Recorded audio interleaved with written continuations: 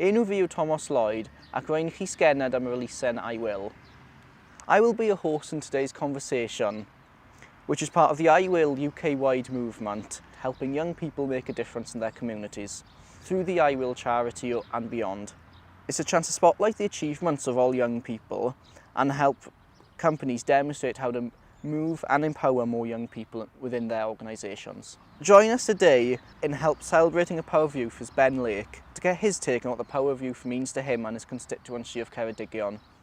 Ben was the youngest ever MP for Plaid Cymru, elected at just 24 years old in 2017, and his maiden speech in Parliament focused on increasing opportunities for young people, and is very interested in supporting and platforming underrepresented groups. He is currently the spokesperson in Westminster for Environment, Rural Affairs, Education and Communities, and praised young farmers clubs across Wales for their response to the COVID-19 pandemic. Welsh is his first language as he's a Welsh language campaigner. He has campaigned on children's mental health, including joining experts from Action for Children during the Children's Mental Health Week last year. What does the power of youth mean to you, and why do you think youth social action is important? I think youth social action is essentially important. I'm a strong believer that any community, any society, if it's to be vibrant and sustainable, needs a real broad range of voices. And included in that is the voice of younger people. Representing Ceredigion as well, I know that we have big challenges in terms of an ageing population, and one of the things that we've experienced in recent years is just how important young people are to help inject a little bit of enthusiasm, a little bit of youthful vibrancy, so that the elderly are also benefiting from renewed kind of community action, events going on, especially after the COVID pandemic. And I think the power of youth effectively represents that opportunity to inject a bit of vibrancy into our communities.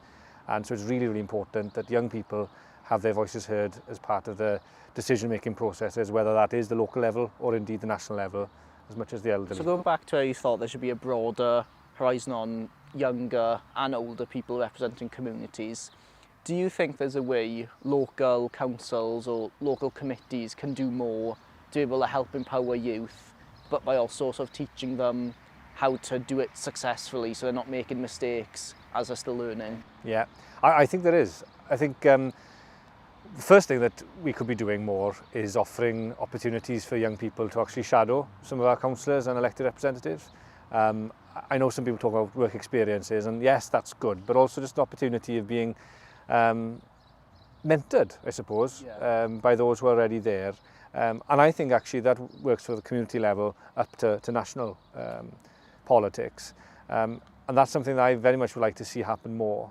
I myself always value having interns, as it were, and people coming for work experience, because not only is there a chance to show them and introduce them a little bit about politics, I also find that every single person that's been with me has offered a new insight and a new idea that I then take on and stick to after they've left. So it's a win-win situation. You know, the current representatives benefit a great deal from it, but also I like to think that having had that kind of taste of things, the younger generation are also then maybe a bit more interested and will consider standing for themselves. And if they do stand, then that experience will help them because they know what really the role entails and what they need to be doing. Can you tell me about a time a young person's social action in Ceredigion has inspired you? I can. There have been a few examples in the last few years. The first that comes to mind is about 4 years ago now, 2018 or thereabouts. A group of young children from across the county, but particularly in a place called Aberporth, came together to campaign to ban plastic straws and other plastic kind of wrappers and packaging in their village. And not only were they able to convince people like myself to raise it in Parliament, but they also were able to get their village, Aberporth, being the first plastic-free village in the UK. And then subsequently, they managed to talk to the local council about reducing the amount of plastic packaging that were being used in council buildings and schools, what have you. That was a really inspiring example because they saw a problem, they decided what the solution was, and in many cases it was just not using the packaging or a paper alternative, and they got it done. And it was through sound argument and lobbying their elected representatives. So that was fantastic. And then just as important, at a similar time, perhaps even 2019 actually, a group of young women in the county got together again and started lobbying schools and the council to provide period products for free in their schools. I know that was something across Wales as well, but it was great to see it on a local level work so well. And now I think it's true to say that in all parts of Wales, those period products now are provided for free in schools, so that no young woman has to suffer the kind of concern and the worry that comes with something that's very natural to them. So do you think, from what you've seen by young people doing, do you think that when you make change somewhere local, you will also have an effect on a national scale, even as little changes? I know people who have seen somewhere volunteers have been working for a while, refurbishing maybe ancient monuments or some type of historic building, where they've seen a group of volunteers do it while they were on holiday or travelling, and they can take that idea home with them to their constituency and be able to talk with their local councillors or the authorities to make change in their community as well. Oh, I agree with you 100%. I think change and success in changing things for the better is quite infectious, and so I agree with you. People learn from each other. So I think that with the Aberporth example, they were the first village in the UK to get that plastic-free status, and then quickly you found other towns in the county thinking, okay, well, how do you do it then? And they started doing it, replicating it, and as you say, it was a bit of a ripple effect then, that people just passed the good word and shared advice, shared tips, and managed to get change then on a wider level. And also, from time to time, what you find is that such is the action on the local level that even national kind of policies then start to reflect it. And by now, of course, even UK and Welsh governments have moved a lot more now to reducing plastic packaging and measures to try to reduce the amount of waste that we produce from plastic. So I agree with you. I think it does have a real important role in, yes, local change, but affecting national policies as well. Can you tell me what your first experience of social action? How old were you when you started? Oh, now then, that's a good question. I think it must have been when I was in year 10, so it would have been 15, thereabouts. And a teacher in school asked a few of us who were in year 10 whether we'd want to help out with Meals on Wheels locally. One of the perks we had once you got to year 10 was you're allowed to go out to town for lunch a few days a week. So we were allowed to give that freedom.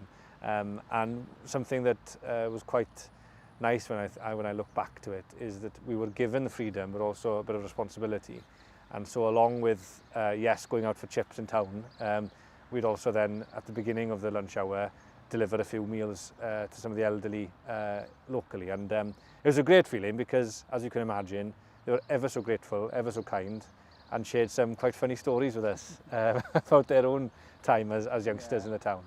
So that was my first one, and the one that I look back on most warmly. So do you think with something as little as that, where it only impacts a certain amount of people but does impact them quite greatly, do you think that's helped you path the career you're on now?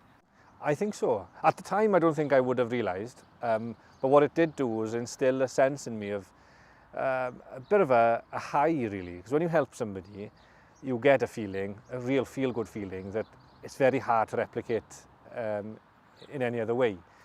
And at the time, I didn't realise, but I got, perhaps got a little bit addicted to it, if you like. And by now, it is by far the best part of my job, is that when you're able to help somebody and crack a problem for them, that feel-good feeling you get afterwards is marvellous. And if you were able to bottle it and sell it, you'd be a millionaire many times over.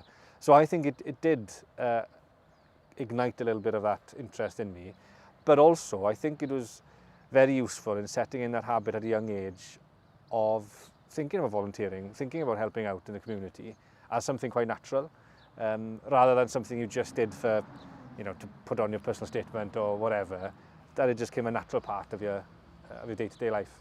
So would you recommend that schools and other education buildings and establishments will start offering opportunities to volunteer, where they can have some sort of leaflet board in a school of local volunteer groups? Would you think that would help ignite more young people to make change? I think so. I mean, again, I look back to my own experiences. I was very lucky. The school really supported us to do, to chase any volunteering initiative. I mean, the Meals on Wheels was kind of a solid, constant one because you could do it whatever the weather. But another one then was, I think by the time we got to sixth form, and when people started to drive, we were allowed to go out to some of the local primary schools, and we were living in a rural area, so it did mean driving a bit. But going around to the local primary schools and teaching the children how to play a bit of rugby, a bit of football, because often in some of the smaller rural schools, they wouldn't have enough teachers to be able to do that. So that was something that the secondary school supported us wholeheartedly. You know, they gave us the balls, the kit, you know, the cones and everything. All we needed to do was go out there and do it. They trusted us to run sessions and to teach them rugby properly.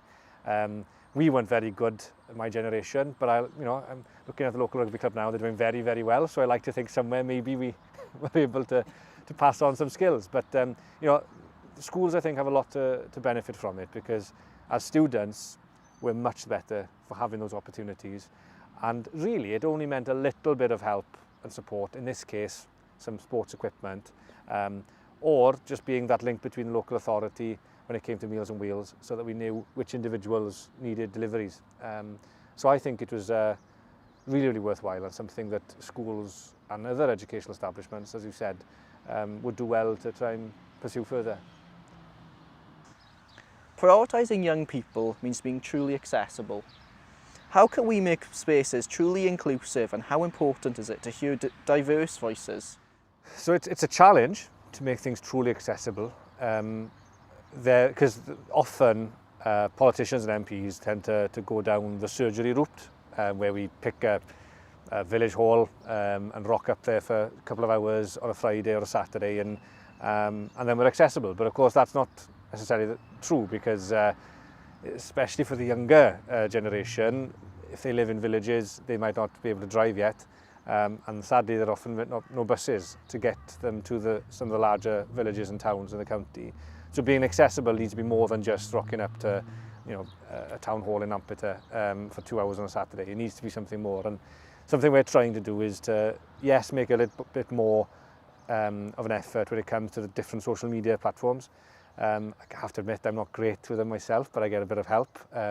Things like Instagram, Facebook, Twitter, but also now looking at things like TikTok and that sort of thing, so that it offers somebody that perhaps can't come to see you physically, or perhaps hasn't got the confidence to come to see you physically, that they're able to send you a message or interact with one of your posts and convey their views that way. And in addition to that then as well, something that we did quite a bit of before the pandemic was to, myself, I'm going to visit school councils and the youth council in the county. Sadly, due to the pandemic, that all went online. And whilst online is great, I think sometimes you can't really replace that face-to-face experience. So it's something I'm looking forward to resuscitating now. As the I Will movement, we believe young people should be involved in decision making from street level right to the top table. How can this be implemented in your constituency? It's difficult because in a lot of the times I find the students are so busy. I'd argue that sometimes they're busier than I am. So trying to kind of loop them into things on a continuous basis can be a challenge. But what we found can work is that we've got a youth member of parliament and a youth senedd member in Ceredigion, and they both sit on the sort of youth council for the county, and they meet on a regular basis and discuss ideas, policies and responses to different events. And I found it very rewarding myself to be in touch with them and to meet with them on a regular basis, to hear firsthand what they've been discussing, what they're concerned about. That has been a good way, and I think it's something that perhaps is the best way to pursue further, maybe looking to actually touch base with the council more, the youth council more, and on a more kind of regular basis. But I think that's probably the best foundation for us, because they then in turn speak to all the school councils on a regular basis and report back to them. So do you think with the youth senedd members and Westminster members, would you think creating small committees in most villages and things where they'd have a representative who can then relay the messages back to so the top table. Would you think that's something that could be implemented in your constituency? I think so, and actually I think you make a good point there, that there's maybe somewhere we can improve on is to have a member of the local kind of youth council being invited to some of the community councils and the town council meetings. They meet once a month, so I'm not saying maybe they won't be able to go to every single one because they've got a lot on, but if there's an invitation there so that the youth council member not only is able to hear firsthand what the community or the town council are discussing, but also then to feed back to their opinions on what the young people of the area might think about a particular decision.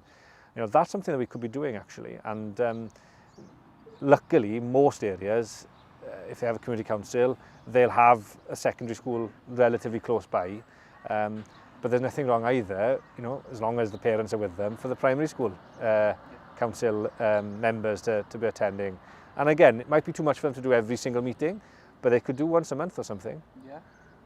Would you think with youth communities like young farmers, where as Wales has a lot of rural areas, do you think there's any way they could link something completely different like agriculture into the normal day-to-day life of council work, whereas they could maybe organise for young farmers to have events in more public spaces where the public can intervene instead of having to do it on farms and private land where it's less known about? You know what, I think that's a good idea. I hadn't thought of it actually, but I think you make a good point. Being a rural area, Ceredigion have plenty of YFC rallies and days like that, and you're right, they're usually hidden away, if you like, on farms. Whereas they're fantastic events, experiences. Even if you're not participating, it can be a really good day out. And maybe it says something that we should be looking to, right, okay, there are several clubs in the county, but why not kind of choose, somewhere in the north, the middle and the south, kind of a public area closer to in the towns themselves to host some of these days. And to do so then with a view of bringing more of the townspeople in to have a better connection with agricultural community and to bring the two communities together, because I think that is a big challenge for us in Wales at the moment. There is a bit of that disconnect often between rural areas and the farming community, and then some of our kind of brothers and sisters in the cities, and bringing them together I think is a really good idea. I have to admit, I hadn't thought of it, so thank you, Thomas. I hadn't thought of it, but I can see a way of doing it. For example, in Lampeter today, why not, some of the clubs in the middle of the county, they have their kind of field day or even the sports day or even the rally in the show fields down here. I mean, they're show fields for a reason. Yeah. We should use them again. And also be beneficial to obviously people be meeting new people, but do you think it'd also help with young people being able to see maybe a business or a career they'd like to go into that they haven't thought of because they haven't been in around sort of an agricultural area? It's good. That's a really good point. And you're right, because that's one of the things agriculture needs is more young blood. And for many reasons, but one of them I think is just a lack of familiarity. You tend to get very few people from outside rural areas entering the industry, which is a shame because I think they'd have a very important contribution to make. So if you're able to bridge that gap then by having, as you said, co-locating some of these events and bringing it to new areas, it could be a really wonderful way of opening their minds to a completely new career path in agriculture or farming, and I think that's a really good idea. If there was one thing you could commit to do, helping me and other young leaders in Ceredigion to grow and celebrate the power of youth, what would it be? I think to always listen, and in doing so, making sure that when you have ideas, when you have concerns, that I act on them. I know that's quite a general thing, but it's an important one, because it's often the case that politicians, well-intentioned, they'll say that yes, we support you and we want to kind of help you out. But when it comes down to it, it means that maybe on a Thursday morning when you're in 2 committee meetings, you get an email that needs some attention urgently. Supporting the youth actually means that you find the time that day to look at the concern or the idea and to think of a way, right, how do we progress this, and sticking to it, even on a wet, windy Tuesday evening in a village hall somewhere. It's about doing it all the time, not just when the sun is shining and there's a wonderful week coming up where we celebrate the power of youth. It's about doing it 365 days a year, 366 in a leap year. And that's what I can kind of promise to do, is that I won't be a fair weather friend. I'll do it. From speaking from experience, when the situations started to happen with Ukraine and Russia, I set out on a plan to make it to host a charity music event in Neath Town Centre. And I found that I'd email these large charities and I'd get either no response or just the basic, we'll get back to you when we know more details. And do you think there's any way that having the help of local councillors will be able to push forward the idea, showing that it's not just some kid with an idea, it's someone with sort of power within the community? Totally. Sadly, it is often the case that when a member of the public, and especially a young member of society, contacts some of these larger organisations, the email does seem to kind of fall down to the bottom of the pile. I know that's wrong, but often that's what happens. Whereas when you then have an email and with those magic letters after your name, MP or MS or whatever, or councillor, so and so, they tend to treat it with a greater degree of importance and priority. So I think the way forward is that when somebody such as yourself has that idea, that you go then to your elected representative and that they are ready to be either sending the email on your behalf or be a part of the request of the charity or the group involved, so that at least then you ensure that you get an answer. And that's how I think it should work, because the magic letters, MP, MS, councillor, whatever, they're not there for the individual, it's there for the wider community. And it just happens that the individual at the time gets to use them for the good of the community. So I think it would be a good way, actually, by working closely with the youth, you'd be able to avoid some of those situations then, which I agree sadly happen far too often. Yeah, so would you say that in organising big events to bring the community together or to raise money for a cause, would you say that teamwork is the most important thing, but to make sure there's a diversity in age?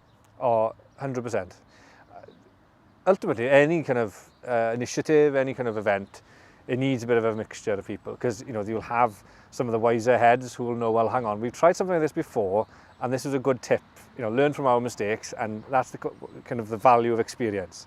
You can avoid repeating some mistakes, simple mistakes that have been taken place in the past. But then where you get with the youth then is a completely fresh perspective, a new way of thinking about things. And sadly, I think it's true of all of us. It's as we grow old, we get used to some kind of patterns of working, we get some habits, and it's difficult sometimes to look past it. Whereas when you're younger, you're not beholden so much to kind of habits and any patterns you've kind of worked in before. You're able to think outside the box. You're willing to go outside the box a bit more. So bringing the two together means that you don't run away with something that might be not feasible or practical at all, but equally either you're going to stuck in the same old, doing the same old thing, the same old way for the same old people. You have to bring them together. So teamwork and cooperating between the generations is really key.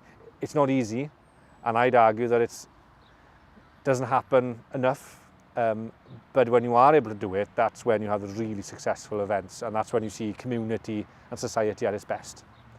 So would you say, for the Power of Youth Day, to make it a successful day that loads of people can celebrate across the UK, it needs to have more than just young people in it. It needs older, sort of wiser people, as you said, to be able to help guide it, to make it a successful day, to bring awareness to the young people making change in the communities?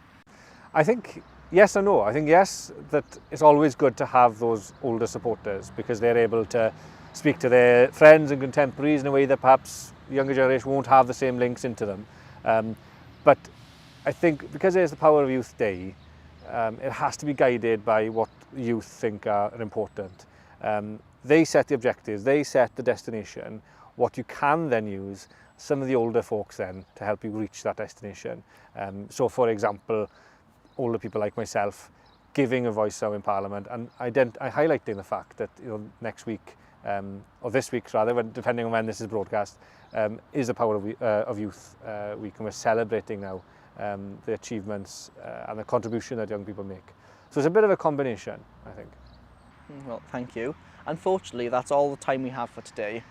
I want to say a huge thank you for Ben for your thoughts and honest insights today. I think it's been really important to learn that although it may not seem there's always support for young people, if you look deep enough you'll easily find the support you need. If you enjoyed the session today, please tell people about it by sharing it on all social media platforms by tagging @IWill_movement, #IWill, #PowerOfYouthDay. And if you've been inspired today and would like to join the movement, please visit our website to sign up to become an ambassador or a champion. That's all from me. Thank you.